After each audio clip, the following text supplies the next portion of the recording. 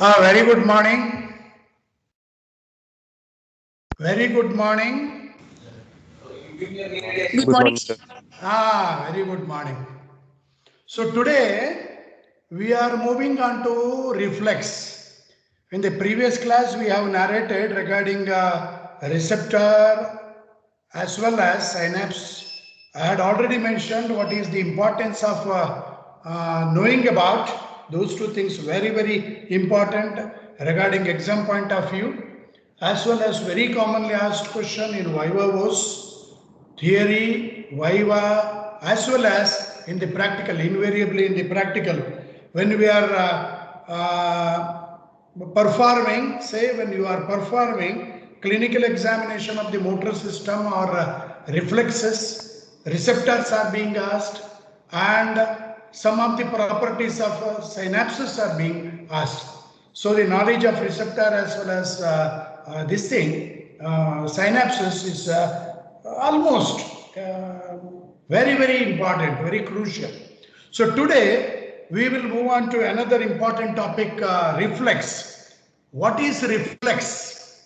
So reflex, it is an immediate, automatic, easily reproducible, immediate, automatic, easily reproducible motor or efferent or visceral response to an adequate sensory or afferent stimulus with the involvement of central nervous system.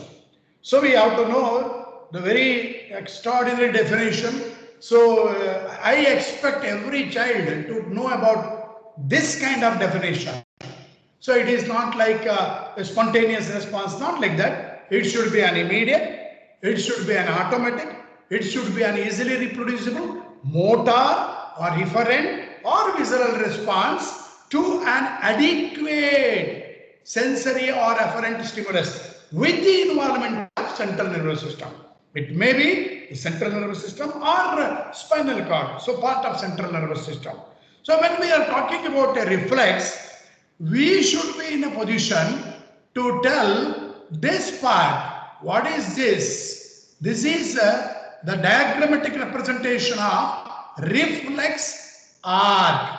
Reflex arc. When we are speaking about reflex, we have to know about reflex arc. So reflex arc comprising of following components. Number one, there should be a sensory stimulus. There must be a motor effect in the form of contraction of the muscle or secretion from the endocrine gland or secretion from the exocrine gland, and integration, a part of central nervous system which is responsible for the integration, conversion of sensory or afferent information into motor or efferent command or impulse. So you have to know that from the receptor, information is gathered, conveyed to the appropriate part of the central nervous system through the sensory neuron. So receptor, sensory neuron, afferent limb. Receptor, sensory neuron constituting afferent. So this is the portion of the spinal cord which is responsible for integration, center for integration. Information in the form of stimulus is being transformed into appropriate command. A command may be conveyed to the muscle or it can be conveyed to the exocrine gland. As a result of which, if it is conveyed to the muscle, it will produce contraction of the muscle. If it is conveyed to the exocrine gland, secretion from the exocrine gland will occur. So integration, it is the third component. Then this is because of an interneuron. So yes, so we will highlight about this later also. Then motor neuron, that is efferent neuron, and is being conveyed to the effector. Motor neuron and effector constituting efferent limb. efferent limb. Afferent limb, integrating center, efferent limb. So yes, information available from the integrating center being conveyed through the motor neuron to the effector. According to the command available from the center in the effector, response is obtained. If the effector is the muscle, there will be contraction of the muscle. If the effector is the exocrine gland, secretion of exocrine gland. Respectively, there will be digestion of the respective component of the food stuff. So you have to know this as a reflex arc. Very commonly asked question for 3 marks. Diagrammatically represent reflex arc as a 3 marks question. Remember. So reflex as a 10 marks question in total. I will tell once again at the end. So yes, then you have to know this also. Many times examiners are fond of asking this question. What is Bell-Megendy law? What do you mean by Bell-Megendy law? Bell-Megendy law states that always dorsal roots are sensory. This is sensory. Dorsal root is sensory. Ventral roots are efferent, motor. So always information is being brought to yes.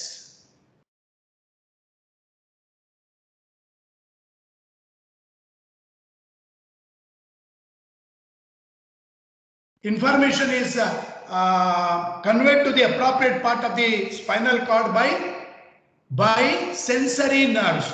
Dorsal root are sensory. Then ventral roots. Through the ventral horn, there will be efferent nerves. They will emerge out. Understood? So we have to know that. So this is the same diagram. So yes, information is gathered by the sensory nerve, brought to the appropriate part of the brain or the spinal cord. Commands available from the spinal cord or the brain conveyed through the efferent nerve to the effector. Understood? So we have to see that. So stimulus, sensory neuron, interneuron in the central nervous system, conveying to the motor neuron.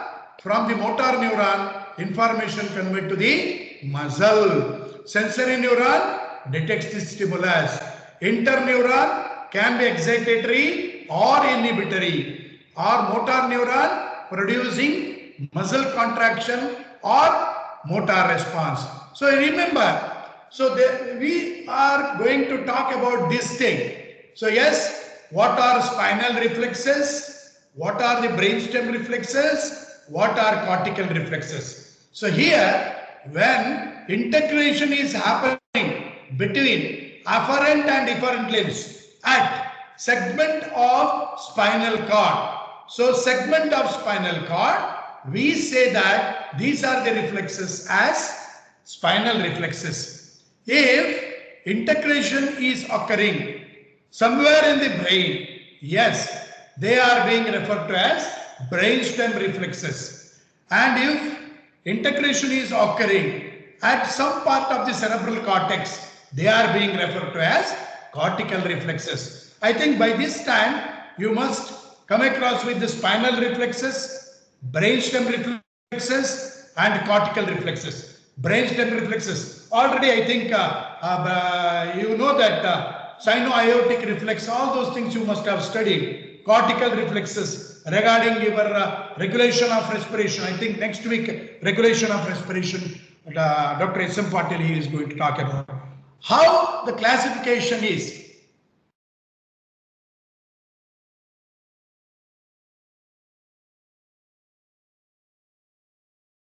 So classification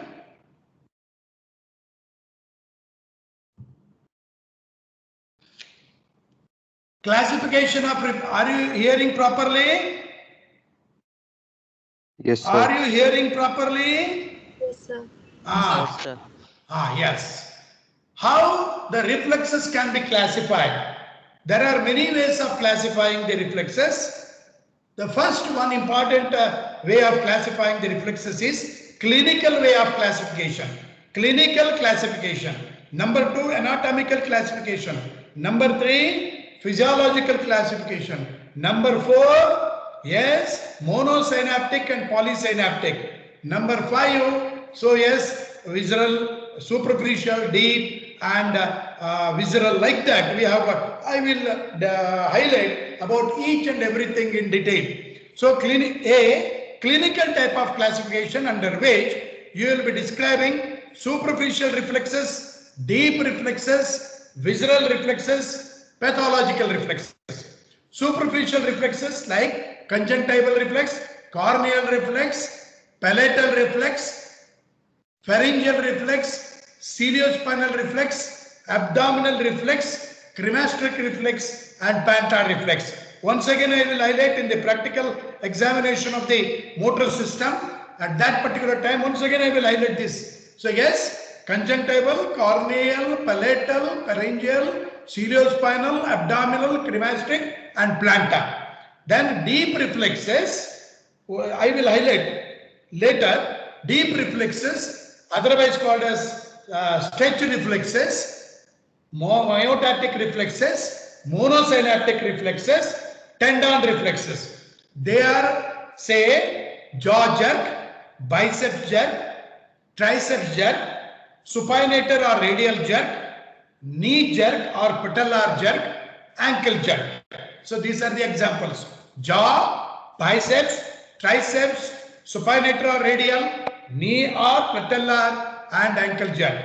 Visceral reflexes. One of the components in the reflex arc is by being constituted by an autonomic nerve. If so, such a reflex being referred to as visceral reflex. For example, pupillary reflexes. What is that? I will highlight later on. Then pathological reflexes. They are not normally present, but when they are present, they will be representing some pathology within, an underlying pathology. Say, in case of damage to the corticospinal tract,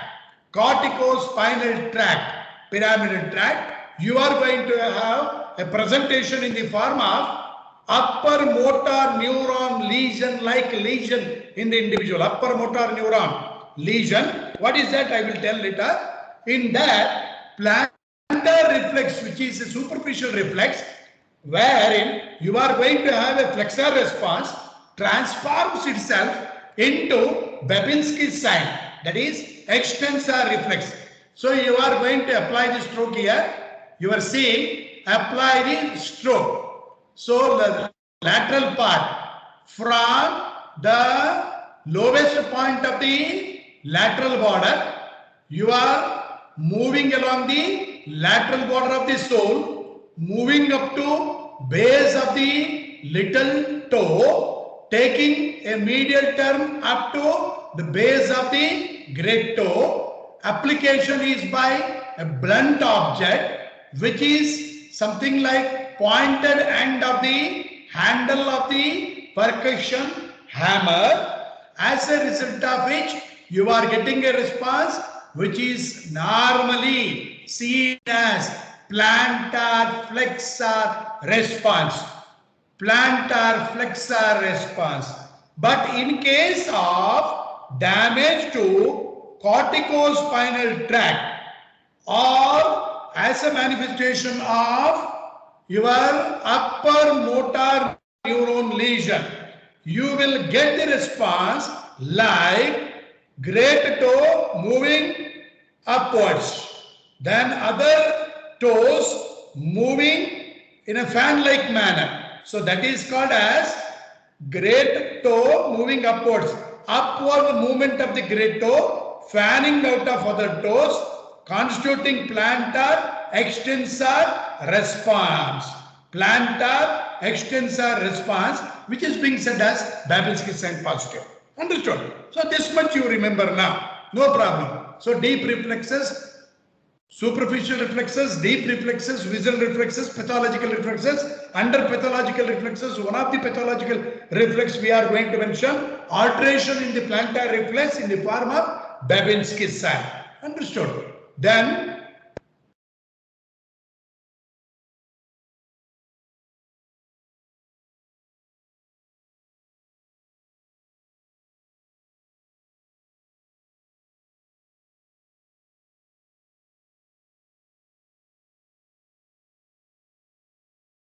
Next classification is anatomical classification. What is that? Anatomical classification. Anatomical classification, it can be segmental, intersegmental, suprasegmental. Whole population of reflexes can be segmental, intersegmental, suprasegmental. Segmental, it is end of afferent neuron, beginning of efferent neuron occurring in the same segment of the spinal cord. When afferent neuron and efferent neuron are, afferent neuron ends, efferent neuron begins in the same segment of the spinal cord, we say that it is a segmental reflex. Understood? Intersegmental, when end of the afferent neuron and beginning of the efferent neuron are in different segments of the spinal cord.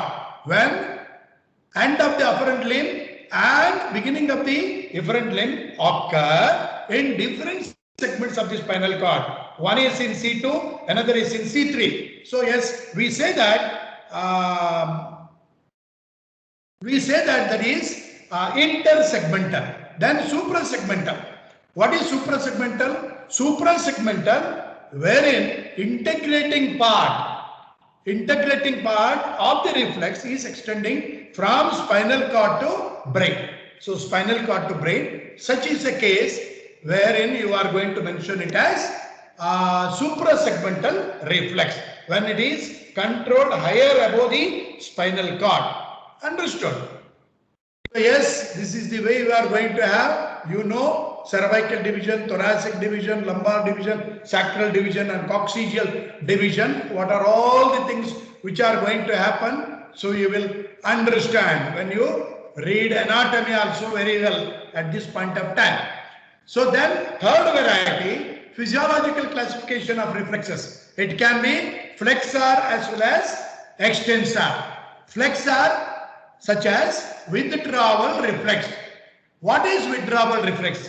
When a nociceptive stimulus is applied to one foot, causing pain in the lower foot, as a result of which resulting in the flexion of the joints, as a result of which there will be withdrawal of the leg, foot, leg, thigh from the source of injury. Understood? Which is producing pain or injury. For example, thorn prick in the sole. So thorn prick in the sole of the foot, which is causing flexion of the knee, flexion of the hip joint, and basically it is called as a protective reflex. It is a polysynaptic reflex.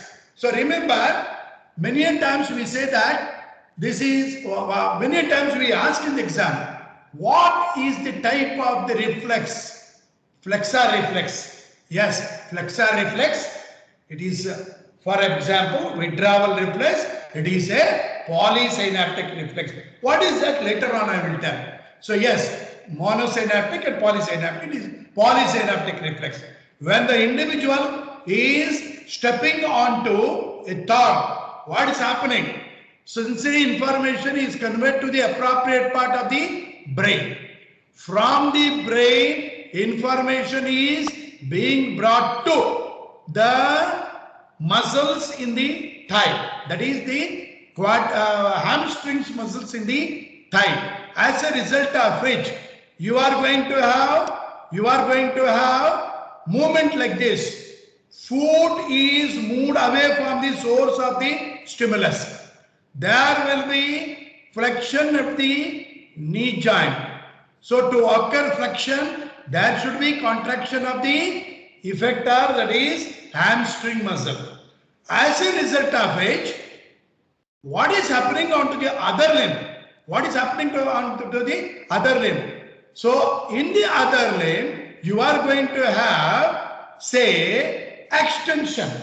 So this particular one showing the extension. So you are going to have nociceptive stimulus causes flexion reflex on the same side, withdrawing that particular limb. Because of the reciprocal activation, At the same time, the extensor muscles on the opposite side are activated. Extensors in the leg, extensors in the thigh are being activated, as a result of which it can be possible with the individual to allow the weight of the body through this one leg. Understood? That is the left leg. Samjho, this is the right leg to which he has sustained the injury, as a result of which he has moved the foot away from the noxious stimulus, and left leg will show extension. So lifting left foot requires extension of right leg to maintain one's balance. Pain signals cross to the opposite spinal cord, contralateral, that is opposite side, extensor muscles are being stimulated by the interneurons to hold the body weight. Reciprocal innervation, when extensors contract, flexors relax on the opposite side. So you can give the example. Many times we ask, what is reciprocal innervation? Same excitatory afferent impulse is being carried to another group of muscles wherein opposite action is being brought about.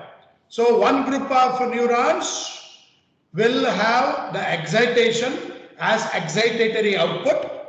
Another group of neurons will have inhibitory output. Understood? So yes, because of incorporation of inhibitory interneuron. Understood? Try to remember this thing from synapse. So next, extensor reflex. Extensor reflex, we extensively believe in stretch reflex. Stretch reflexes are called as extensor reflex. So what is happening here? You are going to say that when muscle is stretched, it responds by contraction. Stretch forms the basis for the muscle tone as well as posture of the body. So what is happening? You are going to strike onto the tendon of the quadriceps femoris. There will be contraction of the quadriceps femoris muscle. There will be extension of the leg. So individual is sitting comfortably with both the legs along the edge of the table and allowing the lower legs to loosely hang along the edge of the table, and with the percussion hammer pointed end, he is being struck on the tendon of patellae, that is ligamentum patellae, which is otherwise called as tendon of quadriceps femoris. As a result of striking on the tendon of the quadriceps femoris, what is happening? There will be reflex stretching of muscle quadriceps femoris. As a result of which, there will be receptors present in the muscle spindle, intrafusal muscle, intrafusal fibers are being stretched. As a result of which, you are going to have contraction of the quadriceps femoris, extension of the knee, which is being referred to as knee reflex. So this is otherwise called as one of the beautiful examples for extensor reflex. So we will highlight this later on. Very commonly asked question also, trace the pathway for the knee jerk. Give the significance of deep reflexes and what is release phenomenon. Everything I will highlight. Understood? Then third variety is inborn or acquired. So classification of reflexes can be inborn or acquired, conditioned or inborn reflexes, unconditioned or acquired reflexes. Conditioned reflexes are this is inborn, unconditioned reflex or inborn reflexes which do not depend upon the previous experience. Food is present in the mouth, saliva is being secreted, and the process of digestion starts. So it does not require any previous experience. For the secretion of the saliva in the mouth, we don't require any previous experience. It is automatically happening. So we mean that it is an unconditioned reflex. It is an inborn reflex which is since birth of the individual. Then second one, conditioned reflex or acquired reflex, which are going to develop after birth and depend upon previous experience. Say for example, you are smelling the preparation of the food in the house. You like that food stuff very much. समझो गुलाब जामुन आपको बहुत अच्छा लगता है. गुलाब जामुन का preparation चल रहा है घर में. So you see that you are smelling it. You are smelling it, and you have got the experience of smelling the things previous to this instance also. So as a result of which, you can identify this is gulab jamun preparation which is going on. I like this stuff too much. What will happen? What will happen? What will happen? What will happen with him? Yes, children who are listening to the class, kindly respond. What will happen? Yes, what will happen? No problem. Yes, any response? What will happen? You are knowing the food stuff, you are smelling it. What will happen? You will start salivating in the mouth, no? Reflexly, without your knowledge, saliva will come out. But this reflex is in association with your previous experience. It is being acquired. It is being dependent upon your previous experience. Understood? Well before the food is available, you are going to have reflex salivation in the mouth, which is called as acquired reflex, unconditioned reflex. Understood? Conditioned reflex. So you have to know about this. Very commonly asked question. Yes, under gastrointestinal physiology, classify conditioned and unconditioned reflexes. Substantiate the description with suitable examples. Like that question is being asked. Or in under central nervous system also, what is the contribution of conditioned and unconditioned reflexes in learning process in an individual? Now, say fifth way of classifying the reflex will be monosynaptic and polysynaptic. Monosynaptic and polysynaptic. What is monosynaptic? So here, monosynaptic, there is one synapse in the reflex arc. Whereas in case of polysynaptic, it has got two or more synapses in the reflex arc. Already you are knowing what is reflex arc. So yes, a monosynaptic reflex has a single synapse between afferent and efferent neurons. Stimulus, receptor, sensory nerve. From the sensory nerve, information is carried through the efferent neuron, target cell, and response. Only one synapse. Signal, spinal cord, integrating center. So yes, so you have to know that. So here no intermediate neuron available. Interneuron is not available. But whereas in case of polysynaptic reflex, which has got two or more synapses in the reflex arc, as a result of which somatic motor reflex has both synapses in the central nervous system. One of the beautiful examples you can give is somatic reflexes, somatic motor reflex, wherein stimulus, receptor, sensory neuron, yes, from where information is conveyed to the interneuron in the spinal cord integrating center, from there. So yes, you are going to have is another communication, afferent neuron, target cell, and response. So yes, you are going to have synapse number 1 here between afferent and interneuron, synapse number 2 from interneuron to the efferent neuron. So this is called as polysynaptic reflexes. Monosynaptic reflexes, examples are deep reflexes are monosynaptic reflexes.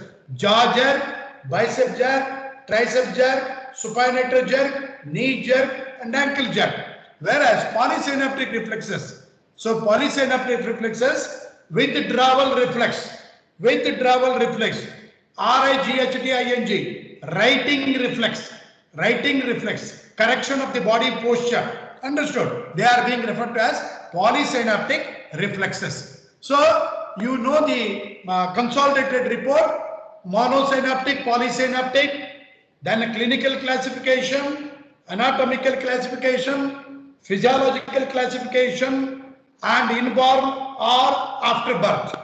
Understood? So they are being referred to as, yes, it is a consolidated picture of classification of the reflexes. Now, so you have to know, yes, a stretch reflex or the deep reflex, inverse stretch reflex, which is something called as extension of the stretch reflex, withdrawal or polysynaptic reflex. How it is happening?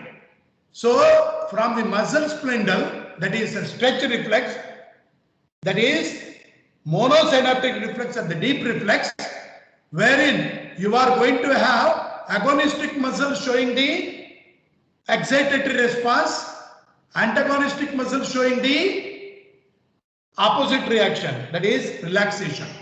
When agonistic muscle contracting, opposite muscle is relaxing. So yes, so you have to know this. So when quadriceps femoris is contracting, hamstring muscle should be relaxing. When gastrocnemius soleus muscle is contracting, so yes, tibialis anterior should be relaxing.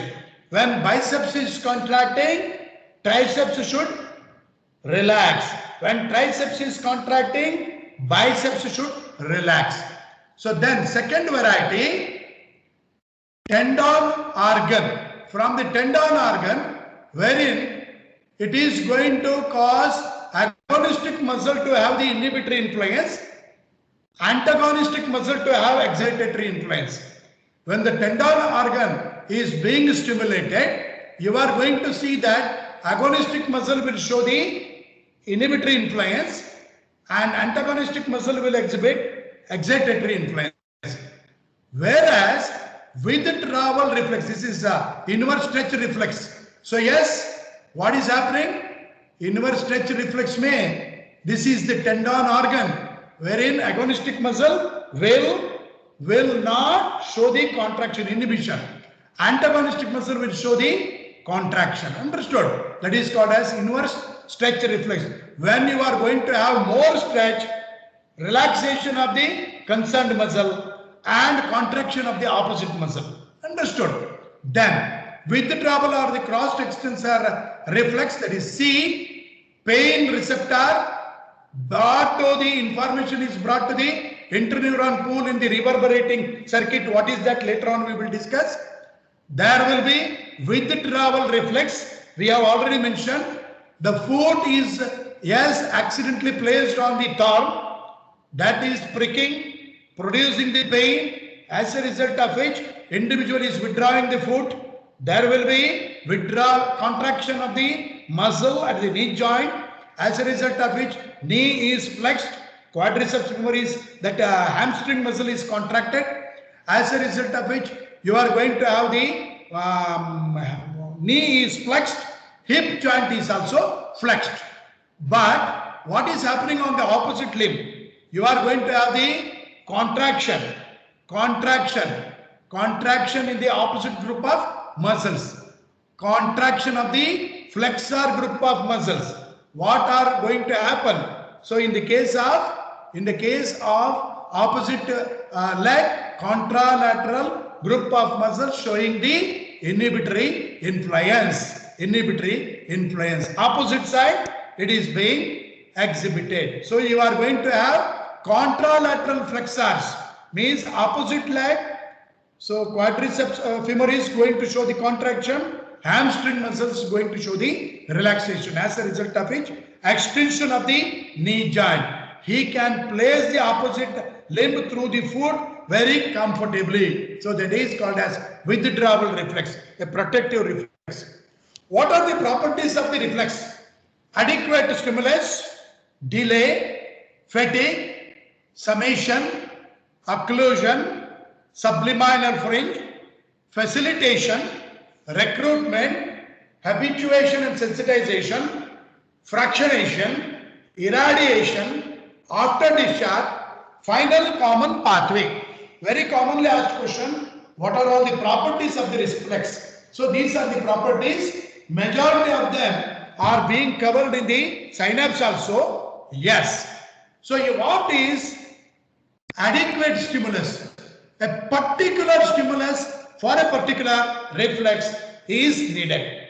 So we are in a position, we are to be in a position to provide a particular stimulus in order to elicit, E-L-I-C-I-T-E, elicit a particular reflex. Say for example, to stimulate hair cells in the organ of Carti, we have to have sound waves to fall on them. And to stimulate rods and cones in the retina, we have to have light to fall on them. And a sharp tap should be given on the tendon of the quadriceps femoris in order to elicit knee jerk. So then, second characteristic of reflex is delay. What is delay? There is a delay between application of stimulus and starting of response. There is a time interval being referred to as delay. So yes, minimum delay is expected to occur in case of deep reflexes or monosynaptic reflex, and delay will be more in case of polysynaptic reflex such as withdrawal reflex, writing reflex, etc. So there can be a central delay which is occurring at synapse. There can be a peripheral delay which can be occurring at afferent or efferent limbs. So delay in one synapse, when you are going to see one synapse, you are going to have a delay of about 0.5 millisecond. Many times it will be indirectly asked in the examination how much time you require to get the response in an individual. A maximum of 0.5 second for a knee jerk to elicit the second response. What is fatigue? So we know already what is fatigue. Fatigue, it is when the reflex is elicited repeatedly at frequent intervals of time, response of time becomes progressively reduced and it may disappear at one point of time. So yes, so you have to know that when you are going to stimulate repeatedly, when you are going to elicit the reflex repeatedly, in the initial phase there will be response, and over a period of time the magnitude of response obtained is being progressively reduced. It will become feebler and feebler. At one point of time you will be noticing that it will disappear because it is a phenomenon, characteristic property of the synapse, property of the reflex, what is being referred to as fatigue. So many times it is being asked, first site of fatigue is synapse or motor index. So it is the synapse where the fatigue is being encountered. So you have to know that. So what is summation? Summation can be temporal summation. Summation can be spatial summation. What is temporal summation? Temporal summation, when you are going to provide subthreshold strength of stimulus, no response. When you are providing a second subthreshold stimulus, when applied sufficiently quickly, what is happening? You are obtaining the response. Although single subthreshold strength of stimulus fails to produce the response, when two or more subthreshold stimuli are applied in quick succession, can evoke a response. So this is called as temporal summation. What is happening? You are going to have two or more stimuli applied at the tendon, and in quick succession they are of the magnitude of subthreshold intensities. Individually they are not capable of evoking the response, but they are being provided at quick succession. As a result of which you are going to see the response. Why? How it is going to happen? So it is because of this thing. During first threshold stimulus, there will be development of excitatory postsynaptic membrane potential at postsynaptic membrane potential at the center, and another EPSP due to the second subthreshold stimulus is being added, and as a result of which development of action potential is going to happen at the postsynaptic membrane at the center. It is because of temporal summation of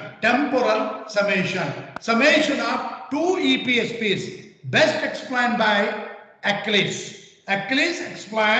Scientist Achilles explained phenomenon of summation. So you show that yes, you are going to stimulate high frequency stimulation by one synaptic neuron, resulting in EPSPs from one synapse to the axon hillock, and postsynaptic neuron fires. So when you are providing stimuli at quick succession and intensities are subthreshold, they are being added up, EPSPs are added up, producing full-fledged action potential at the postsynaptic neuron, as a result of which you are going to see the response at the tendon. So you are going to observe the response in the form of reflex is being elicited, ELICITED. So then spatial summation. So what is spatial summation? Two subthreshold stimuli applied simultaneously but at different or closely related spots. So you are going to apply with different percussion hammers at selected spots of tendon of patella. Selected spots are being struck by multiple percussion hammers by different individuals or operators, as a result of which each of which individually not capable of producing the response because they are of subthreshold intensities, but because of they are being applied at different spots simultaneously, effects are being added up at the postsynaptic membrane of the neuron, as a result of which EPSPs developed at the postsynaptic neuron added up, and they are going to result in the full-fledged action potential to develop and the response to be elicited. Although individually each of the stimuli fails to do so, but what is happening? You are going to see that EP simultaneous stimulation by several presynaptic neurons or single postsynaptic neuron. What is happening? EPSPs spread from several synapses to the axon hillock. And what is happening? Postsynaptic neuron showing the firing. What is being referred to as spatial summation. So then what is occlusion? Occlusion, say you are going to see two systems, one group of nerve. So yes, nerve A comprising of this many number of neurons, nerve B comprising of this many number of neurons. Some neurons are common for both nerve A and nerve B. There are two neighboring afferent nerves, A and B. A is stimulated with a strong electrical shock. What is happening? Corresponding muscle contracts reflexly and lifting load of AX gram. So yes, when A is stimulated, muscle supplied by that nerve is being stimulated, as a result of which contraction is happening and it is lifting the load of AX gram. And B is stimulated now. What is happening? You are going to have corresponding muscle to be activated as stimulated, as a result of which contraction of that particular muscle, which is resulting in lifting of the load, and lifting of the load of BX gram. So you are going to have BX gram load being lifted by the corresponding muscle, which is supplied by B nerve, B afferent nerve. So these two are separate instances. Now this is instance number 3, wherein you are going to stimulate A and B simultaneously. When A and B afferent nerves are simultaneously stimulated, what is happening? There will be reflex contraction of the muscles and producing a lift off load which is less than total of AX plus BX grams. So very simple. You can say that phenomenon being referred to as occlusion, you are getting a lesser response. So yes, when you are stimulating A, you are going to have the stimulation at 1, 2, 3, 4, 5 nerves, neurons. As a result of which 3 plus 2, 5 neurons are being stimulated. So yes, when you are going to stimulate B individually, you are going to have 3 plus 2, 5. 5 neurons are being stimulated, lifting up the load. When you are going to stimulate A and B, you are going to have combination of A and B. What is happening? 1, 2, 3. 3 plus 3, 6. Plus 2, 8. So that is called as 8. So here 5 plus 5, 10. So 10 is less than 8. 10 is the instance when individually A and B are stimulated. And 8 is the instance where A and B are simultaneously stimulated. So this is the phenomenon being referred to as occlusion. So then subliminal fringe. Very simple. I had highlighted this subliminal fringe in the previous class during discussion of synapse also. When A and B nerves could be stimulated by weak electric shock, first separately and simultaneously, then simultaneously. It will be seen that when nerves are stimulated simultaneously, they cause a stronger reflex and contraction of the muscles, that is lift of a greater load than sum of total of 2 weak contractions. So yes, when you are going to stimulate with weak electric shock, this is weak electric shock. What is happening? You are going to have the contraction, you are going to see the response. So both occlusion and subliminal fringe effects can be explained by common neuronal pool. What is happening? When A is stimulated, these 3 neurons are adequately stimulated. These 6 neurons are partially stimulated. When B is stimulated, these 3 neurons are adequately stimulated. These 6 neurons are partially stimulated. As a result of which, when A is stimulated, A nerve, you are going to see the adequate response at these neurons adequately, these neurons subliminally. When B is stimulated, you are going to see the adequate response at these neurons and subliminal response at these neurons. So you are going to see that when A is stimulated, response at 3 neurons. When B is stimulated, response at 3. When A and B are stimulated with strong electric stimulation, response is obtained 3 plus 3 plus 6, 12. So you are going to say that it is called as effect of common neuronal pool. You are able to follow now? You are able to follow. Very good. Yes.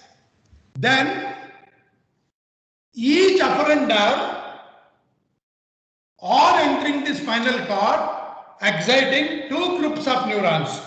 Group 1 adequately stimulated, group 2 subliminally stimulated or subthreshold. Each stimulus therefore can produce action potentials only on those adequately stimulated nerves, but the weakly stimulated nerves are not excited.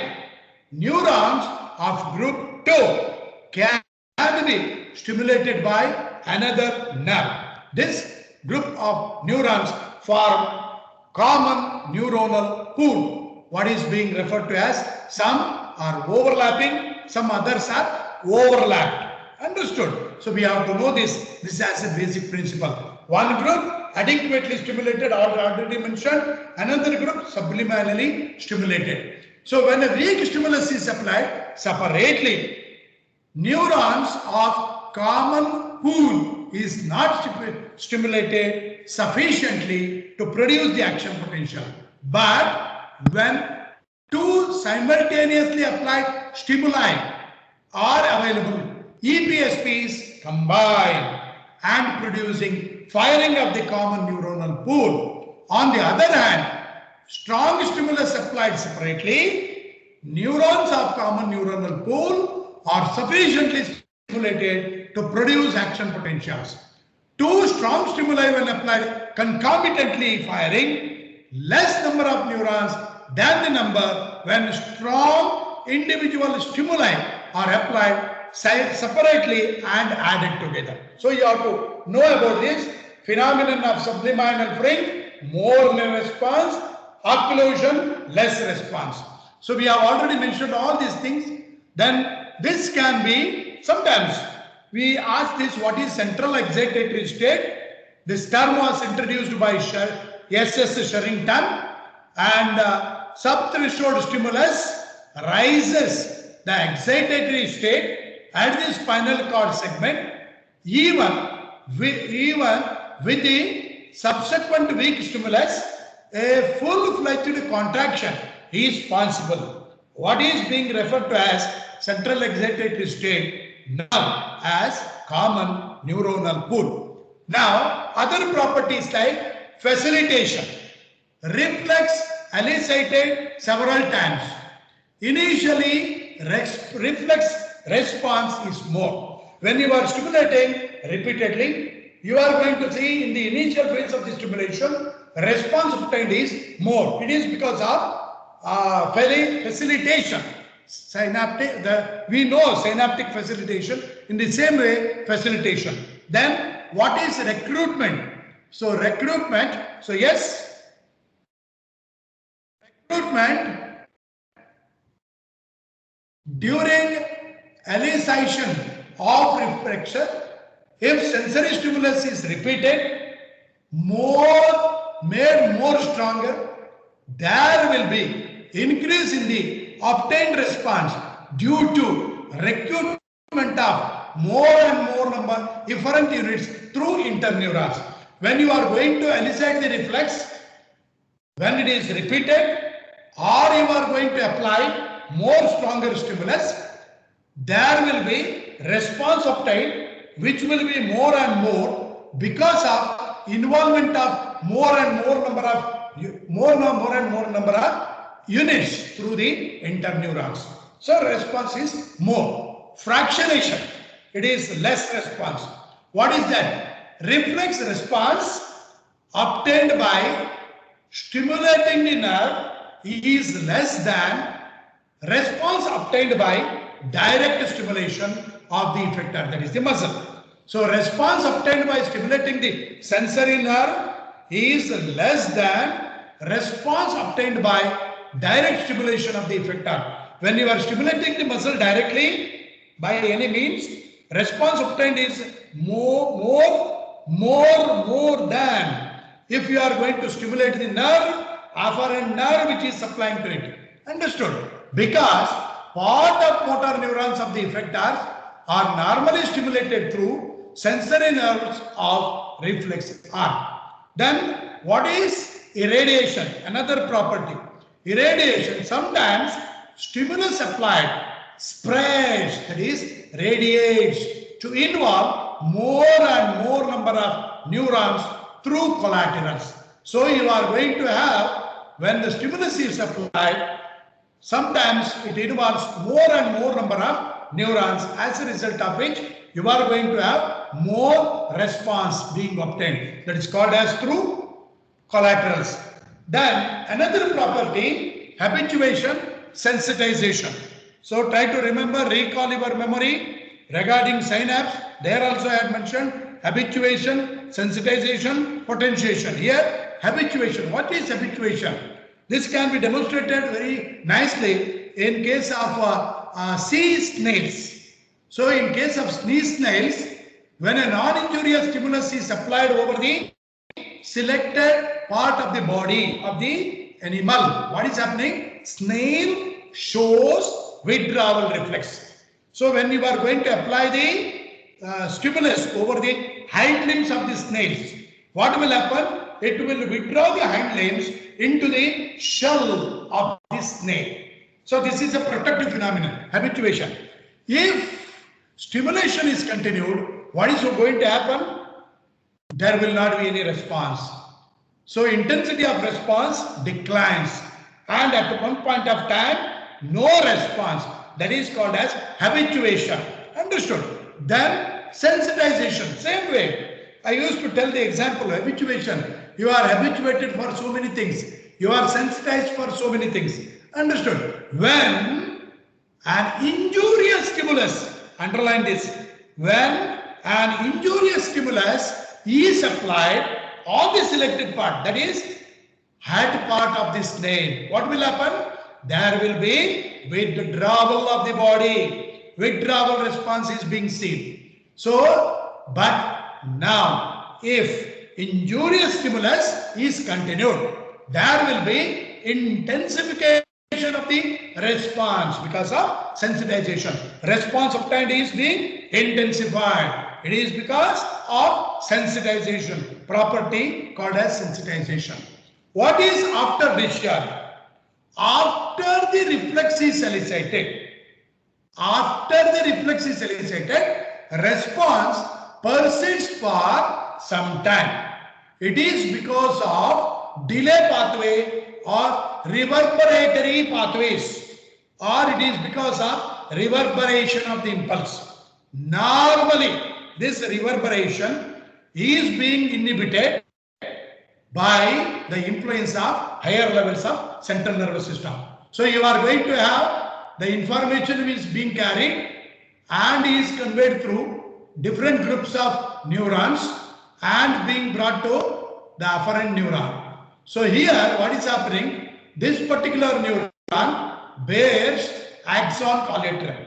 Axon collateral is having a communication with an interneuron. This interneuron, through his axon collateral, this is axon terminal, synapsing back to the pathway. As a result of which, whatever may be the information available in this particular neuron is being conveyed back through this reverberatory pathway back to the afferent neuron so that it can be repeated through these paths. So it will happen for some time. So it is said that after a reflex is elicited, response persists for some time, but it is well inhibited by the influence of central nervous system. Then what is final common pathway? Final common pathway.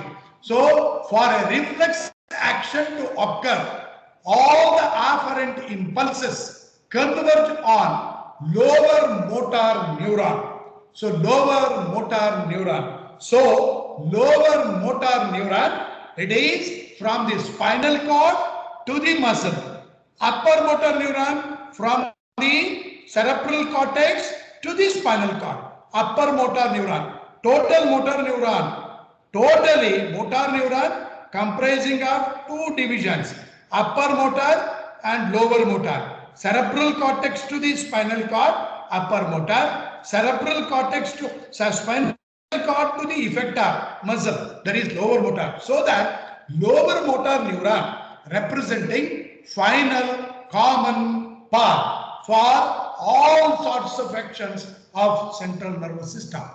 So yes, we know these superficial reflexes, conjunctival reflex, corneal reflex, cranial nerve number 5, afferent, efferent is 7, and center is in the pons.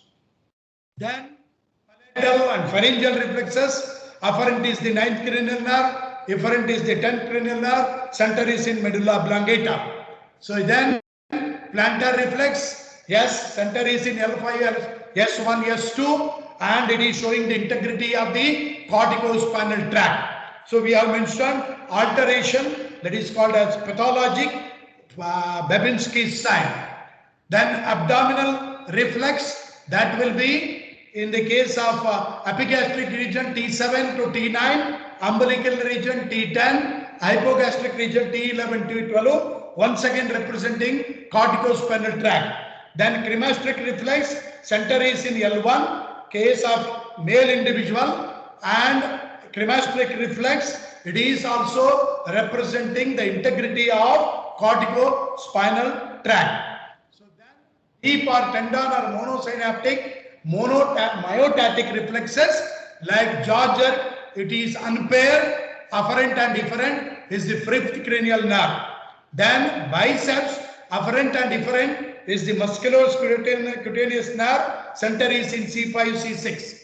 Then triceps jerk, afferent and efferent is the radial nerve, center is C6, C7, C8.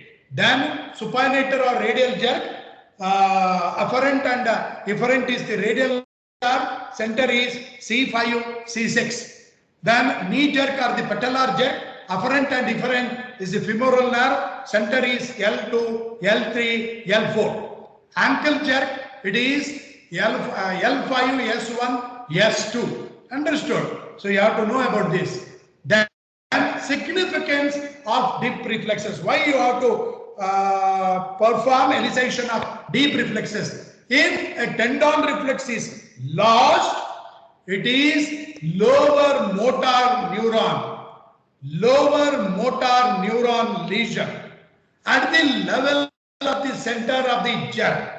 At the level of the center of the jerk, on the same side, lower motor neuron lesion at the level of the center for the jerk on the same side.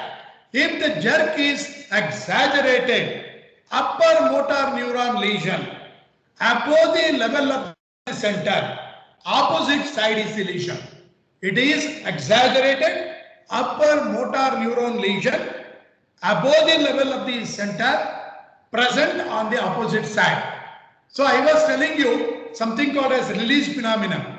Deep reflexes are exaggerated, that is enhanced in case of upper motor neuron disease, because suprasegmental fibers are inhibiting lower motor neuron. Suprasegmental fibers or pyramidal tract or upper motor neuron, they are inhibiting lower motor neuron.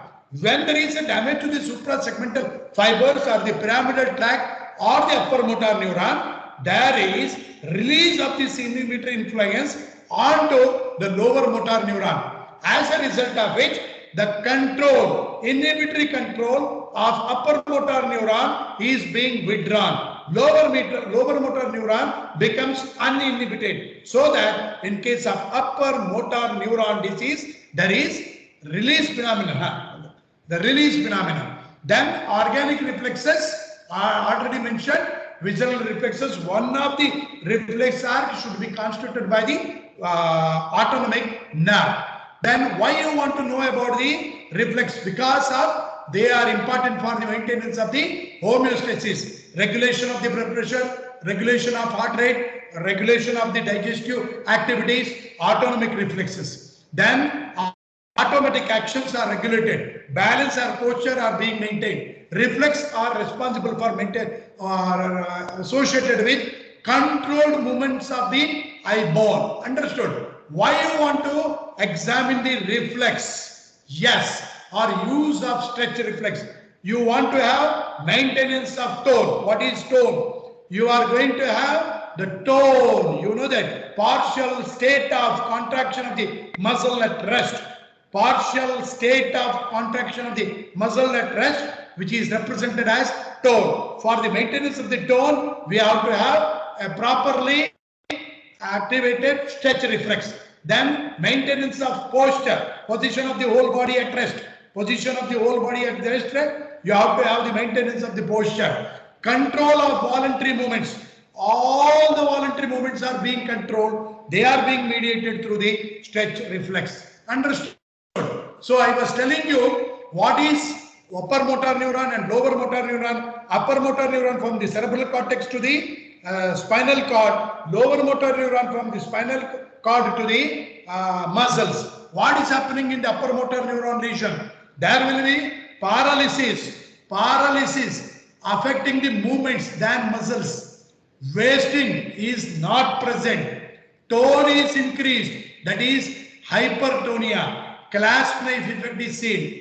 There is no edema or cyanosis. Deep reflexes are exaggerated. Clonus, that is grade 5, deep reflexes are being seen. Superficial reflexes, as pyramidal tract is damaged, you are going to have diminishment. In case of upper motor neuron lesion, lower motor neuron lesion, paralysis affecting the individual or group of muscles. There will be wasting of the muscle, gross wasting, atrophy. Tone is decreased, hypotonia. What is being referred to as flaccidity in case of lower motor neuron disease. Then cyanosis of the part that is affected. Cyanosis, bluish discoloration of the skin and the mucous membrane due to increase in the concentration of reduced hemoglobin. Ulceration, consequently ulceration. Then deep reflexes are lost. Superficial reflexes are unaltered in case of lower motor neuron. Understood? So these are the reflexes, how you are going to show. If possible, I will continue in the next class regarding this. So thank you very much for patient hearing. Understood? Patient hearing. So yes. Thank you, sir. Thank you. Thank you, sir. Thank you. This is an important question, very commonly asked question. Thank you, sir. Thank you.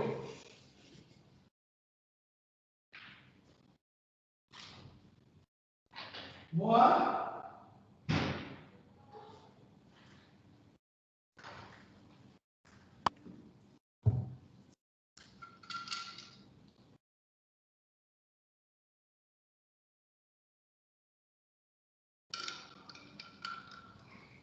बा यार बंदे यार इधर